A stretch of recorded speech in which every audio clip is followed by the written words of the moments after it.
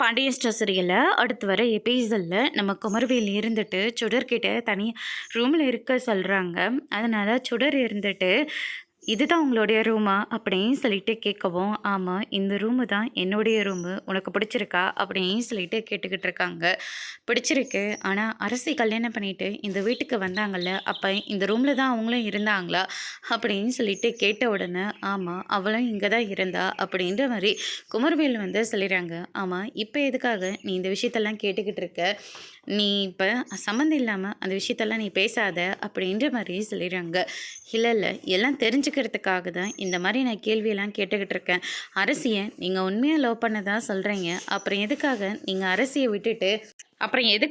அரசியை விட்டுட்டு நீங்கள் என்ன கல்யாணம் பண்ணிக்கிட்டீங்க அப்படின்னு சொல்லிட்டு கேட்கவும், இங்கே பாரு அரசி என்ன கல்யாணம் பண்ணிக்க மாட்டேன் அப்படின்ற மாதிரியே சொல்லிட்டா. எனக்கும் வேறு வழி இல்லை, எனக்கும் வயசாகிட்டு போயிட்டே இருக்குல்ல, அதனால தான் அப்பா சொல்கிற மாதிரி உன்னை நான் கல்யாணம் பண்ணிக்கிட்டேன். உன்னை கல்யாணம் பண்ணதில் உனக்கு பிரச்சனையா அப்படின்னு சொல்லிட்டு கேட்கவும், எனக்கு எந்த பிரச்சனையும் இல்லை, ஆனால் எனக்கு பிடிச்சிருக்கா பிடிக்கலையான்னு ஒரு வார்த்தை என்னை கேட்டிருக்கணும்ல அப்படின்ற மாதிரி சொல்லிடுறாங்க.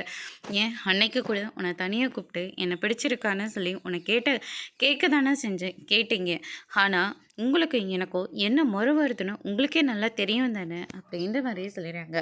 அதெல்லாம் மீறி எப்படி உங்களால் என் கழுத்தில் தாலி கட்ட முடிஞ்சது அப்படின்னு சொல்லிட்டு கேட்டுக்கிட்டு இருக்காங்க. இதெல்லாம் கேட்டுக்கிட்டு இருக்கும்போதுக்கு என்ன சொல்கிறதுனே தெரியல. அதோட இன்னைக்கான பிரம்ம முடிச்சிருக்காங்க. இனி சுடர் என்னெல்லாம் குமார செய்ய போகிறாங்கன்றதை வரப்போகிற எபிசோடில் பார்க்கலாம். தேங்க்யூ.